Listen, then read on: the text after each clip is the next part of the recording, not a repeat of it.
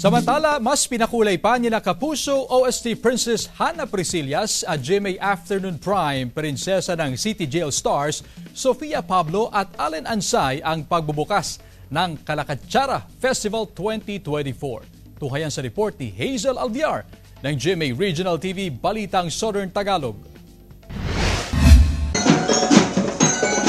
Makulay at masayang tugtugan ang parada sa pagbubukas ng Kalakatsara Festival 2024 sa Calaca City, Batangas. Ang City Gymnasium napuno ng mga Calacazens na nag-abang sa pagrampa ng mga binibining Calaca, suot ang kanilang Filipiniana gowns. Mas naging kapanapanabig pa ang pagbubukas ng kapistahan sa lungsod sa all-out na pagbirit ni Kapuso OST Princess at member ng Divas of the Queendom ng All Out Sundays na si Hannah Priscillas.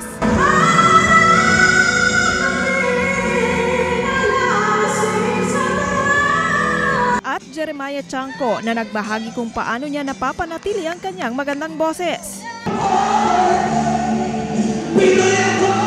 Matagal ko nang gustong pumunta dito sa Calaca dahil may friends ako dito and ngayon dito na nga ako, nag-perform pa ako kaya bonus na rin yun. Listening po talaga dahil mahilig po ako makinig ng music sa mga various artists.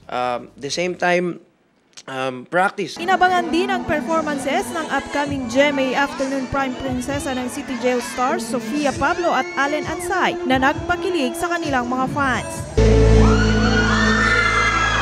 Super galing, nakakakilig. Nakakakilig po sobra. Sofia Pablo at Allen Ansay, super fan. Masaya kapag mga fiesta, mga festival. So natutuwa kami kapag nakakapunta kami sa mga ganito. Sobrang overwhelming kami kasi talagang sobrang saya nung pagtanggap nila sa amin.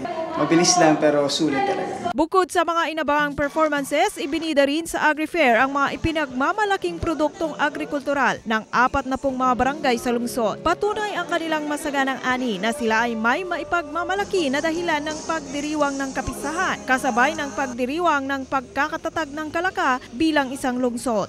Mula sa GMA Regional TV Balitang Southern Tagalog, Hazel Kawaing Alviar, nagbabalita para sa GMA Integrated News.